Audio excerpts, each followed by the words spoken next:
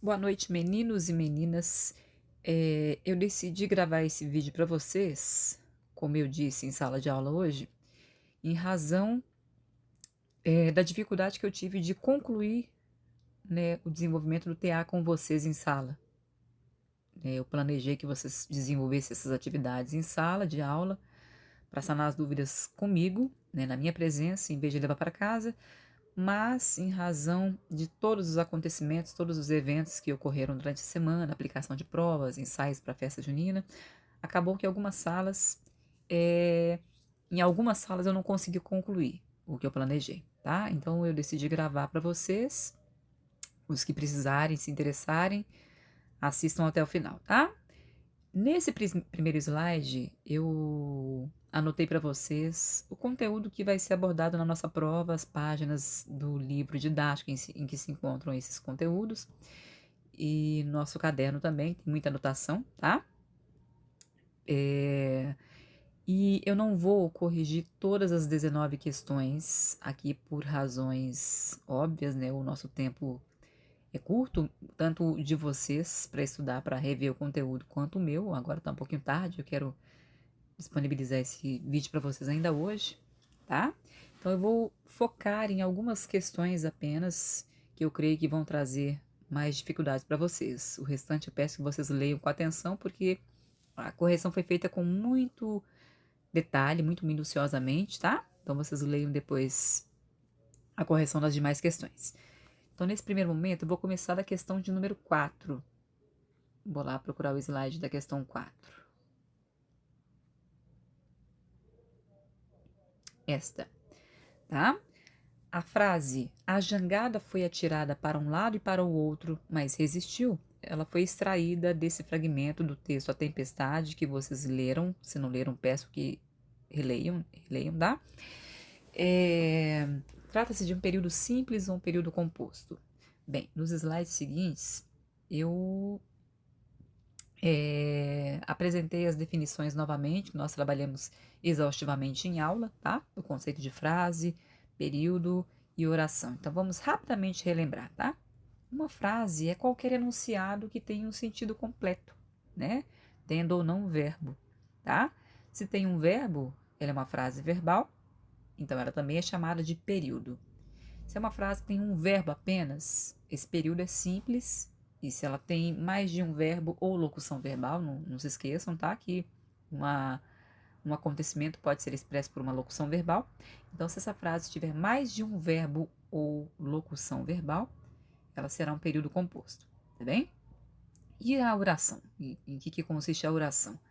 Para ficar mais fácil de vocês entenderem, em vez de dizer apenas que a oração é um enunciado linguístico que se organiza em torno de um verbo, para ficar mais fácil de vocês entenderem, pensem assim: uma oração é constituída por um verbo ou locução verbal, e se houver as palavras que se relacionem com esse verbo ou locução verbal, tá bem? Então vamos voltar aqui na nossa frase da questão 4. A jangada foi atirada para um lado e para o outro, mas resistiu.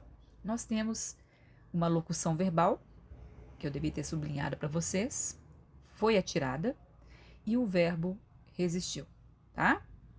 Por essa razão, eu digo que essa frase tem duas orações. Cada oração é constituída por um verbo ou locução verbal, tá? E as palavras que se relacionam com eles. Então vamos ver. Foi atirada. Quem foi atirada? A jangada. Foi atirada para onde? Para um lado e para o outro.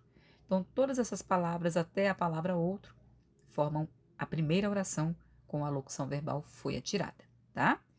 O segundo verbo resistiu não tem nenhuma palavra se relacionando com ele expressamente na oração, então a segunda oração é constituída apenas pelo verbo resistiu, tá bem?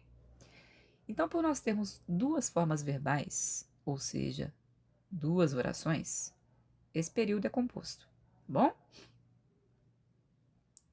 Agora, sobre a mesma frase, nós vamos assinalar a alternativa correta. Qual afirmação está correta? Letra A. A primeira oração é: a jangada foi atirada para um lado e é classificada como coordenada assindética. Vamos voltar lá na frase.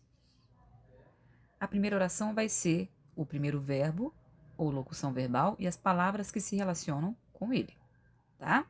Então, aqui nós temos foi atirada e vimos que a jangada é o sujeito de foi atirada. Para onde a jangada foi atirada? Para um lado e para o outro. Então, a primeira oração vai até a palavra outro e não conforme foi dito aqui na alternativa A. Vamos voltar lá, ó. A primeira oração é a jangada foi atirada para um lado. Está incompleta essa oração, né? Vai até para o outro. E é classificada como coordenada assindética. A classificação está correta, porque uma oração coordenada assindética, como a gente vai revelar na frente, é a oração que não se inicia, que não é introduzida por uma conjunção. Tá? Então, a afirmação incorreta nessa letra A é dizer que a oração vai até apenas a palavra lado, e não ela vai até a palavra outro. Tá? A letra B afirma. A segunda oração é e para o outro, mas resistiu. Nós acabamos de ver que a segunda oração é constituída pelo segundo verbo e as palavras que se relacionam com ele, e que a segunda oração é formada apenas por resistiu. Né? Começa na conjunção, mas resistiu. Então, essa afirmação aqui está errada. E a classificação, vamos ver. É classificada como coordenada sindética aditiva. Não. A conjunção mas é uma conjunção que indica a ideia de oposição. Então, a oração introduzida por ela não é coordenada sindética aditiva, e sim adversativa, tá? Letra C. A primeira oração é a jangada foi atirada para um lado e para o outro. A primeira afirmação está correta, essa é a primeira oração. E ela é classificada como coordenada sindética aditiva? Não, nós vimos que, por não ser introduzida por uma conjunção, ela é coordenada assindética. E a quarta afirmação, letra D. A segunda oração é, mas resistiu, correto.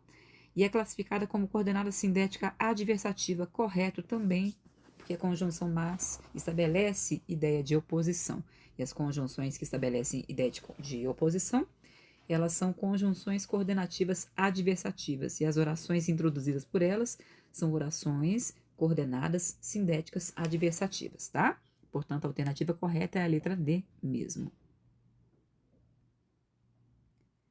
Na questão 6, se reescrevermos o período substituindo a conjunção destacada por outra de igual valor, teremos o seguinte. Vamos voltar lá na oração de novo, no período de novo. Ó. A jangada foi atirada para um lado e para o outro, mas resistiu.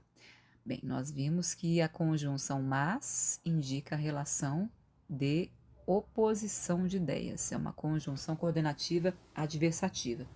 Também são conjunções coordenativas adversativas que indicam oposição, porém, contudo, todavia, entretanto e no entanto. Qualquer uma delas serve para substituir esse mas, tá? Então, vamos ver qual é a alternativa correta na questão 6. Vamos lá. Questão 6. A jangada foi atirada para um lado e para o outro. Letra A, por isso, não. Letra B, ora, não. Letra C, por que, não. Letra D, entretanto, resistiu. Tá? Nós vimos que são sinônimas de mas, porém, contudo, entretanto, todavia e no entanto. Tá? Por isso indica relação de conclusão, ora, relação de alternância e por que relação de explicação. Então, a alternativa correta na 6 é a letra D, ok? É importante nós relembrarmos aqui, alguns de vocês não foram meus alunos, então deixe-me relembrar o conceito de conjunções que nós vimos no volume 1 ainda, que também está na nossa prova.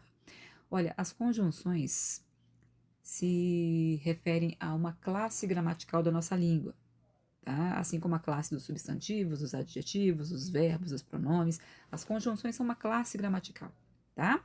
E que palavras são essas? São palavras da língua que são invariáveis. Invariáveis são palavras que não sofrem alteração da forma.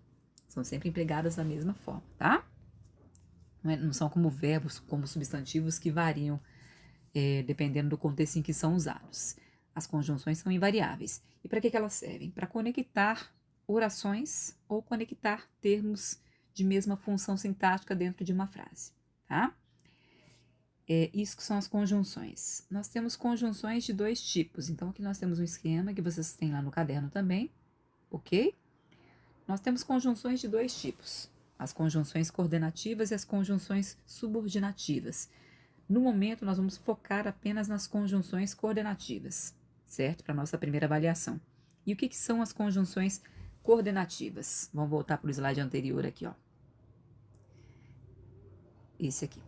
As conjunções coordenativas são aquelas que vão ligar as orações independentes. O que são orações independentes? Orações que poderiam ter existência sozinhas, tá? Poderiam formar frases sozinhas. Então, elas se juntam com outras orações, que também são independentes, mas elas não precisam existir juntas, tá? Elas se juntam porque elas têm uma relação no seu sentido, tá? Então, as conjunções que ligam esse tipo de orações independentes são as conjunções coordenativas. As conjunções subordinativas, que nós não vamos estudar agora, tá? São aquelas que vão ligar orações dependentes entre si, cujo sentido depende uma da outra. Geralmente nós dizemos que uma desempenha uma função sintática dentro da outra. Então, olhem só, a primeira frase que nós temos: eu me levantei cedo e tomei um banho. As duas orações que formam esse período são independentes, elas podem ter existência sozinhas. Eu me levantei cedo, ponto.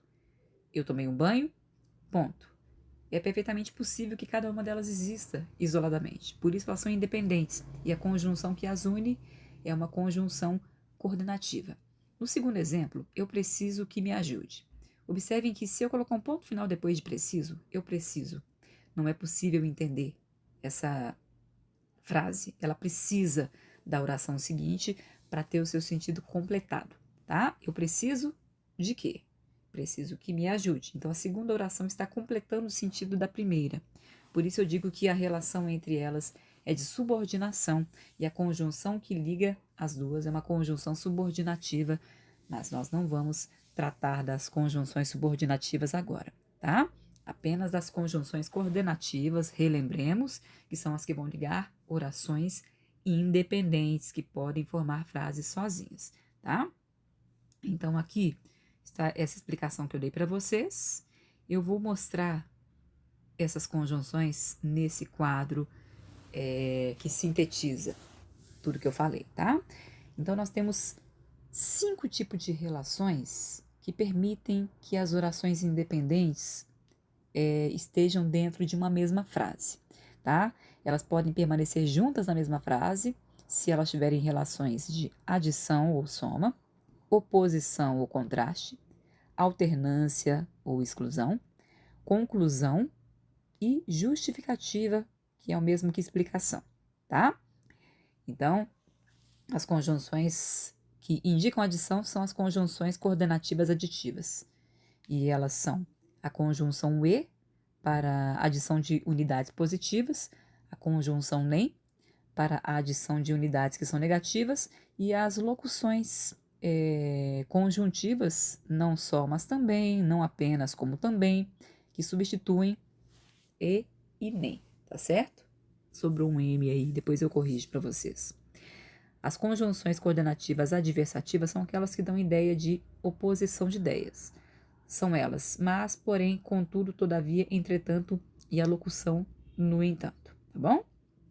As conjunções coordenativas, que eu chamo de alternativas, elas podem indicar alternância de ideias, caso em que você vai usar a locução ora, ora, já, já, quer e quer, ou elas podem indicar a ideia de exclusão, caso em que você vai usar a conjunção ou a locução ou, ok?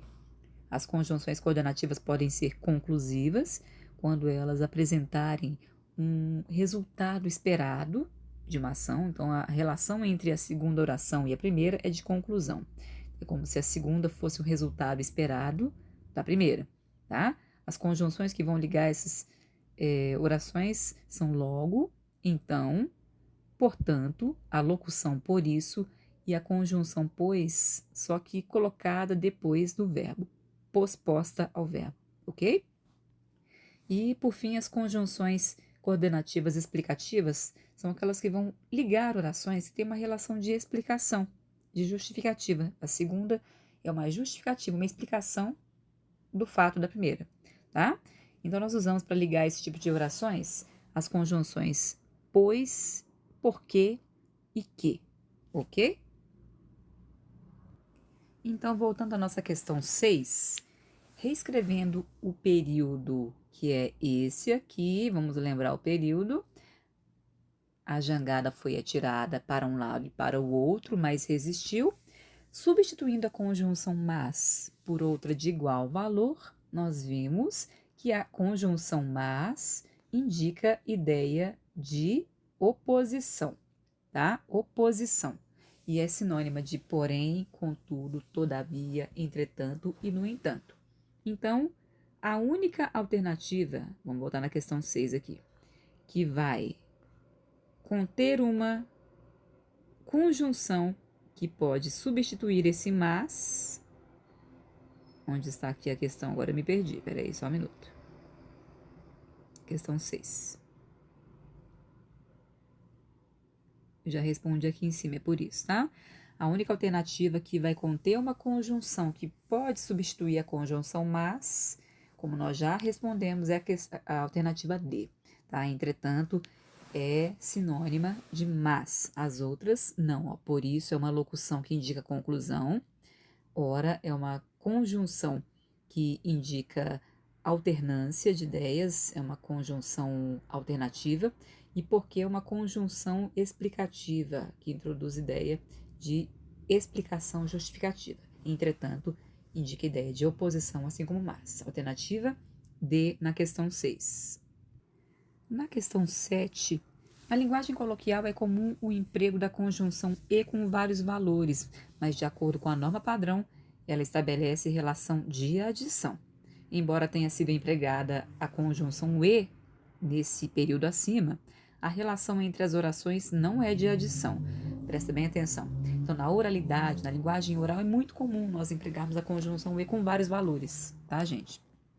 Um valor não somente de adição, mas de oposição, de conclusão também, tá? Só que ao escrever um texto em que você precisa empregar a norma padrão, lembrem-se, a conjunção e estabelece apenas a relação de adição. Se não for de adição, você não deve empregar a conjunção e, ok?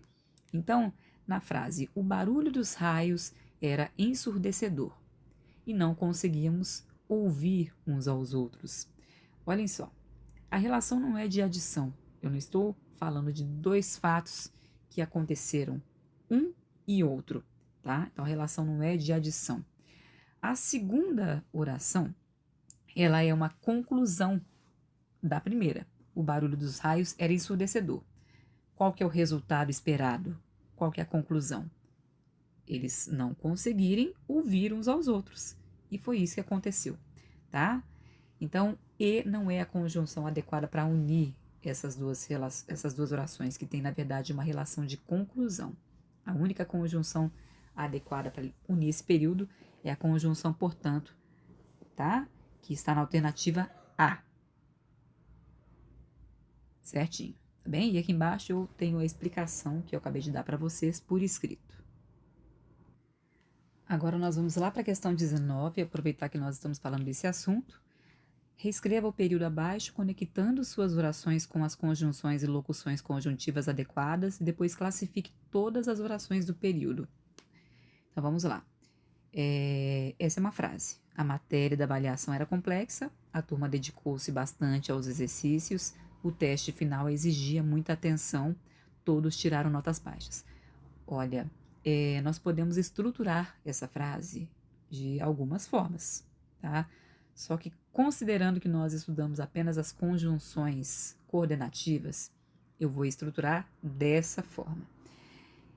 Nós vamos analisar que relação há entre cada oração aqui, entre a primeira e a segunda, entre a segunda e a terceira, entre a terceira e a quarta, entre a quarta e a quinta, para decidir que conjunções vamos empregar para ligá-las, tá? A primeira oração é: a matéria da avaliação era complexa. Ela tem uma relação com a segunda. A turma dedicou-se bastante aos exercícios. Bem,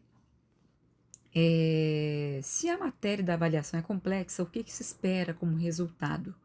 Que a turma se dedique ou não aos exercícios? Sim, que ela se dedique. Então, essa é uma conclusão, é um resultado esperado, tá? Dado o fato da primeira oração. Então, a relação entre elas é de conclusão. Então, as conjunções possíveis para ligá-las seriam, portanto, a locução por isso, a conjunção logo, a conjunção então e a conjunção pois, se colocada após o verbo da segunda oração, dedicou-se, tá?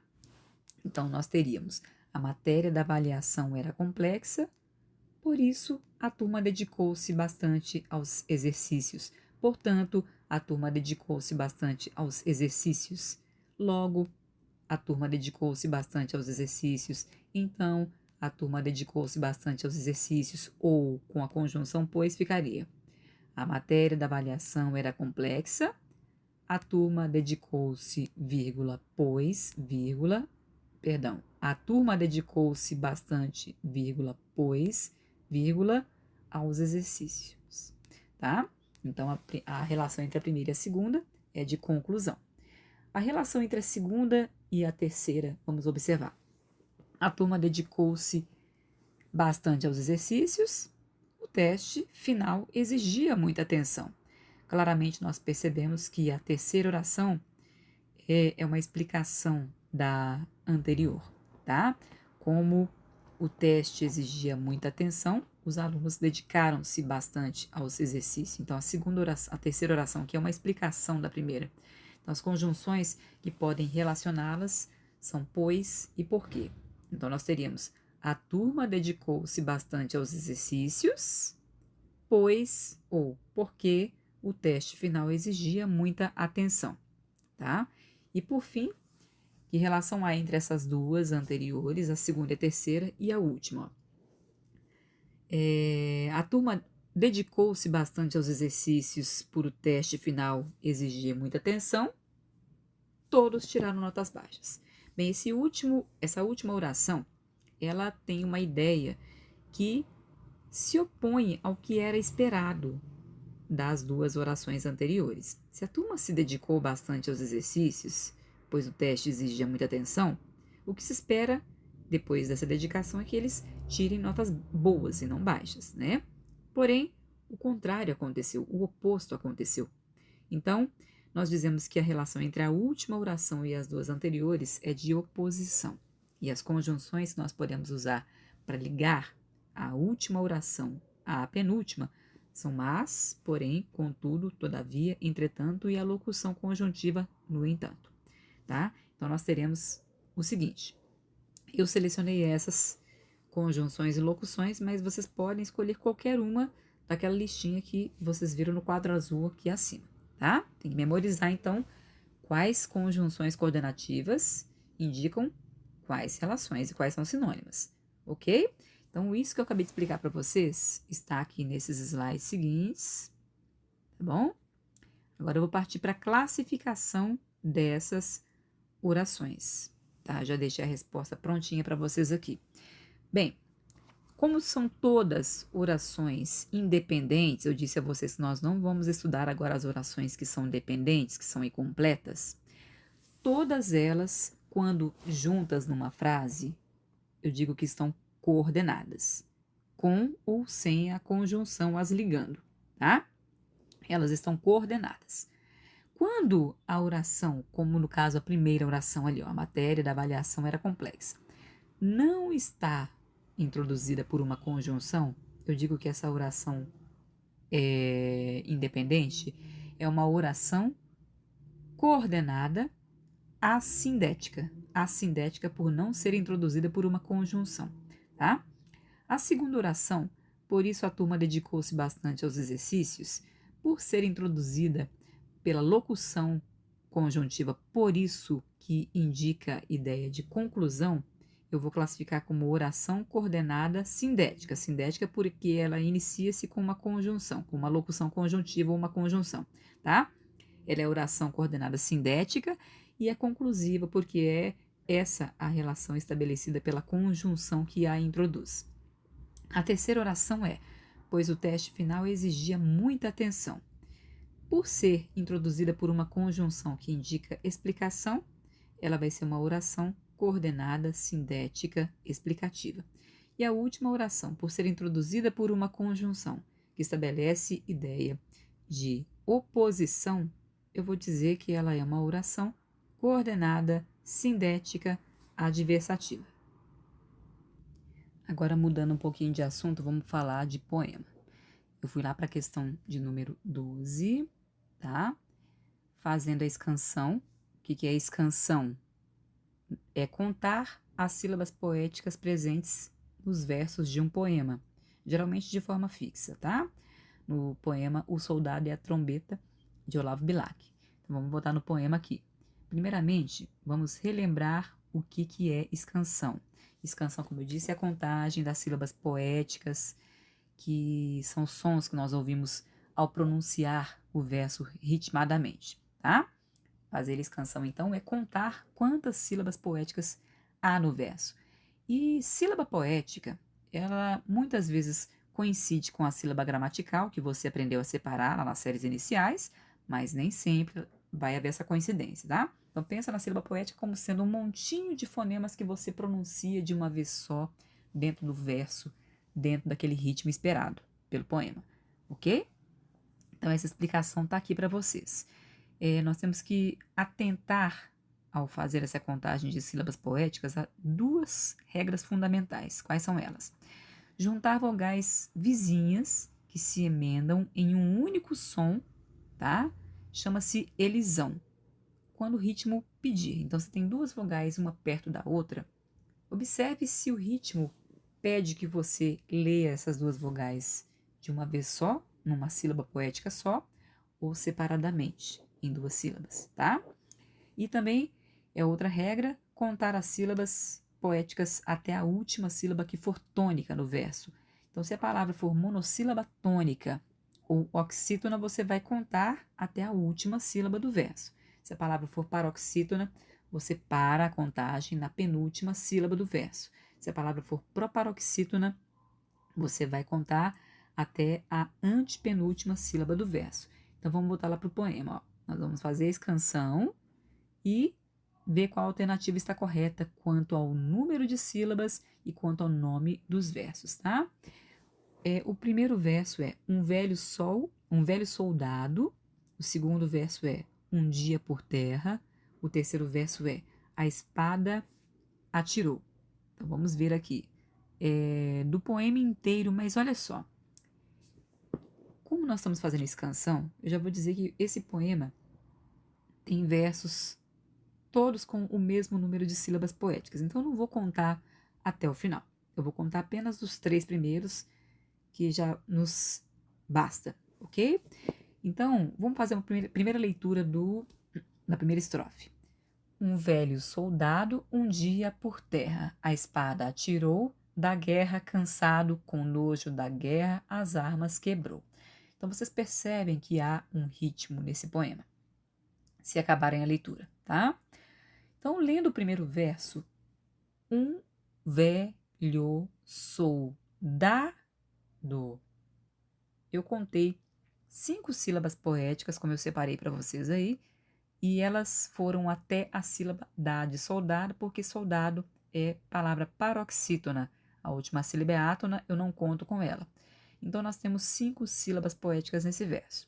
Vamos ver o segundo. Um dia por terra. Olhem só. Cada sílaba gramatical aí correspondeu a uma sílaba poética até a sílaba ter. Eu separei as vogais I e A de dia, porque pela leitura que o ritmo pediu, nós separamos essas vogais. Então, nós lemos um dia por terra. Então, aqui não há a elisão, a junção numa única sílaba das vogais I e A. Portanto, nós temos mais uma vez até a última sílaba tônica, que é ter, da palavra terra, que é paroxítona, 5 sílabas, tá? E no terceiro verso, nós temos 2 elisões. Nós vamos ler sílabas gramaticais assim. A espada atirou. Se fizermos essa leitura, nós teremos 7 sílabas, né? Só que nós temos um ritmo cuja leitura pede 5 sílabas poéticas. Então, quando isso acontecer, observe as vogais que estão próximas. Nós temos vogais próximas ali no artigo A, no início do verso, com o E da palavra espada. E depois nós temos o A final da palavra espada e o A inicial da palavra atirou. Essas duas esses dois casos de vogais próximas vão virar uma única sílaba poética. Então, eu vou ler a espada da seguinte forma: a espada.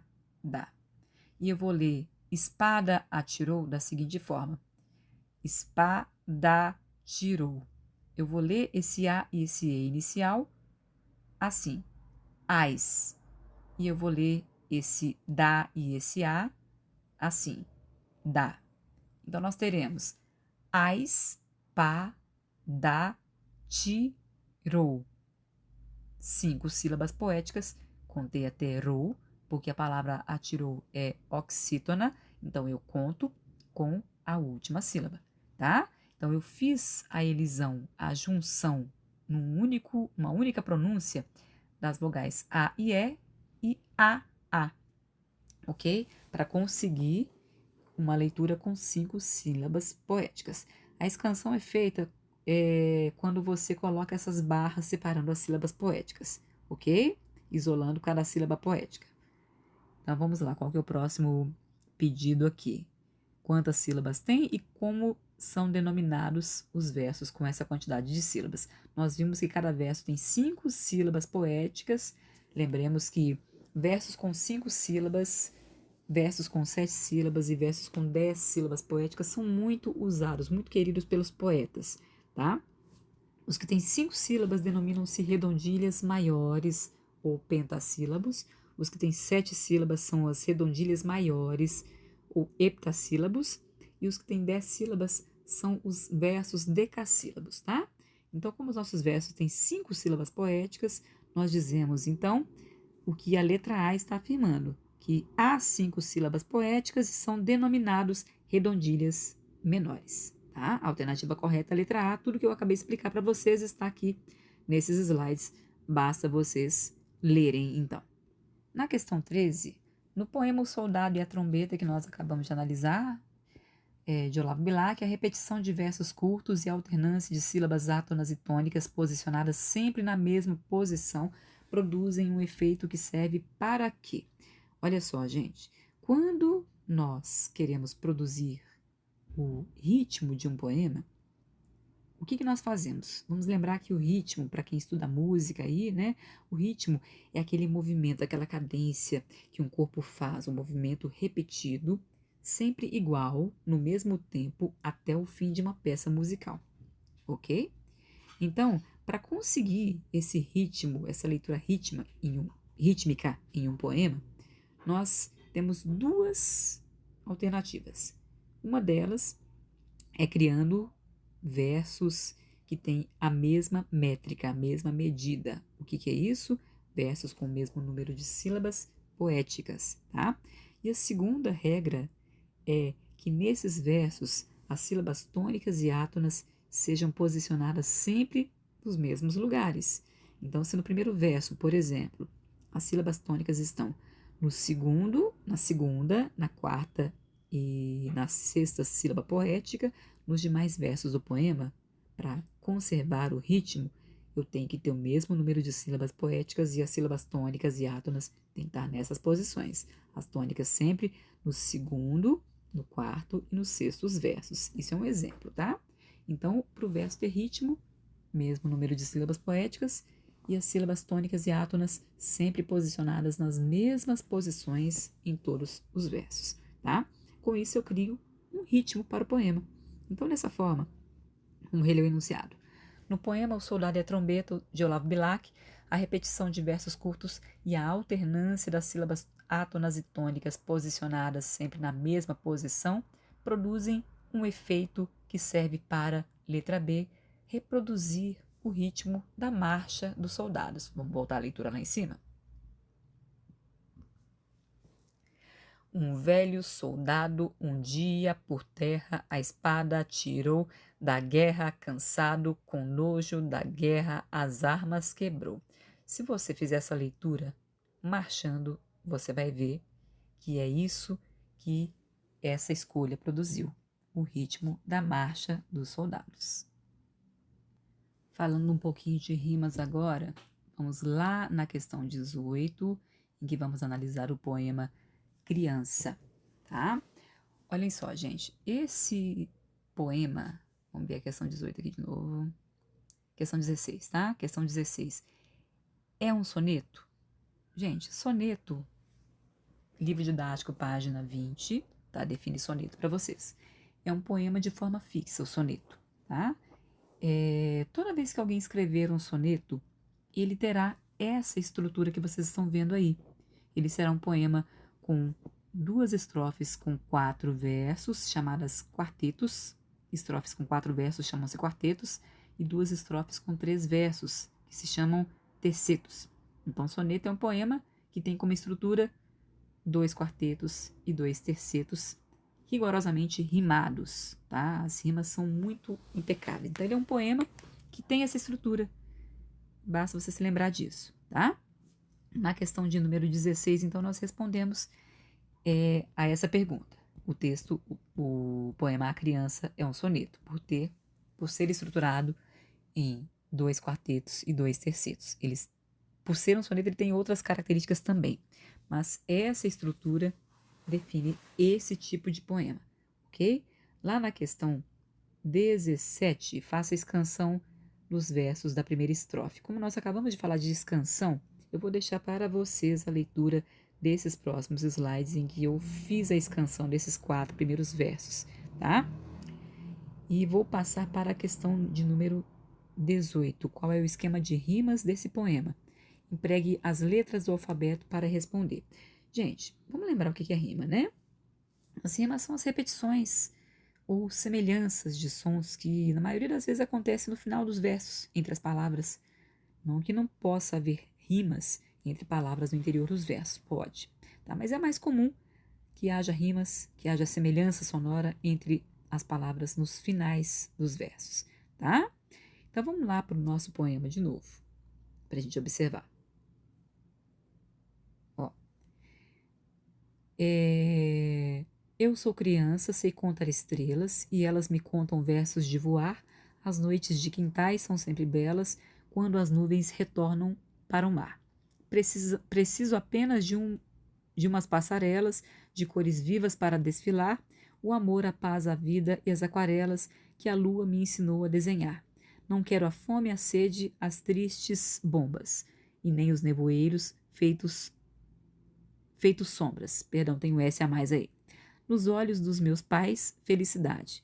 É um passarinho livre do arvoredo, é caminhar ao sol sem sentir medo, é adormecer no chão da liberdade. Se vocês observarem, eu coloquei de cores diferentes, aliás, com a mesma cor, as palavras que têm semelhança ou identidade sonora.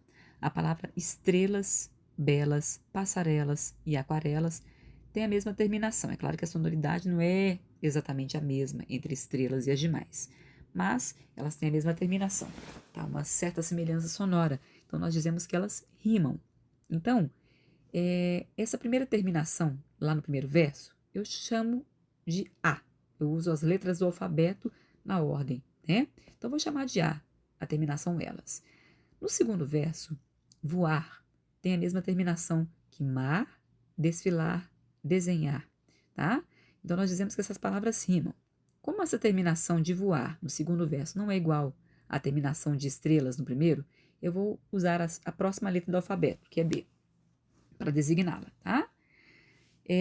Daí para frente, nós temos semelhanças sonoras, rimas entre as palavras bombas e sombras, que nem é uma rima perfeita, tá? Mas essas vogais e essas consoantes que são idênticas fazem haver essa proximidade sonora entre bombas e sombras. Então, elas estão rimando.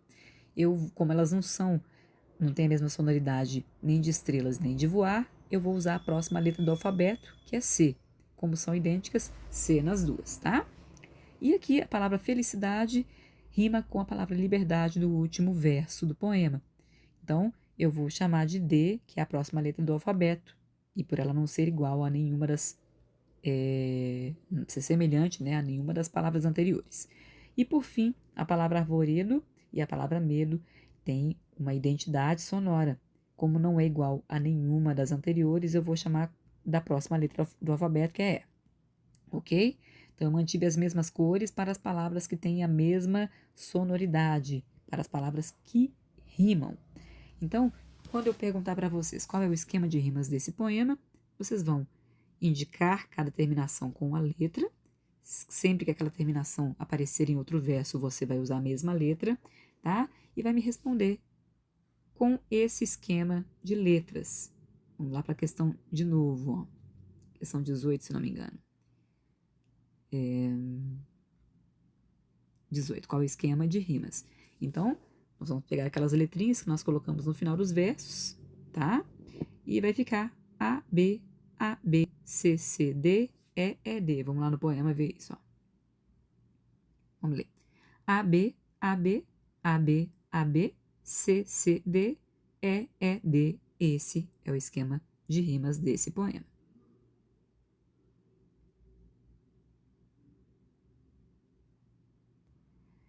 Bem, eu vou ficar por aqui. Eu peço que vocês leiam com calma, com atenção essa correção, tá? Repassem os conteúdos que estão aqui nesse primeiro slide, porque eu não tratei todos no TA, tá? Tá bem tranquila a prova. Peço que vocês exercitem bastante essas questões que eu foquei aqui na correção no vídeo. E vai dar tudo certo. Daqui a pouquinho eu vou anexar nesse slide aqui embaixo o link dessa gravação para vocês, tá? Aí peço que vocês compartilhem nos grupos de WhatsApp de vocês, porque eu sei que muitos não acessam o Mural Escola, onde eu vou colocar esse vídeo agora, tá bom? Boa noite, bons estudos para vocês e muito boa prova amanhã.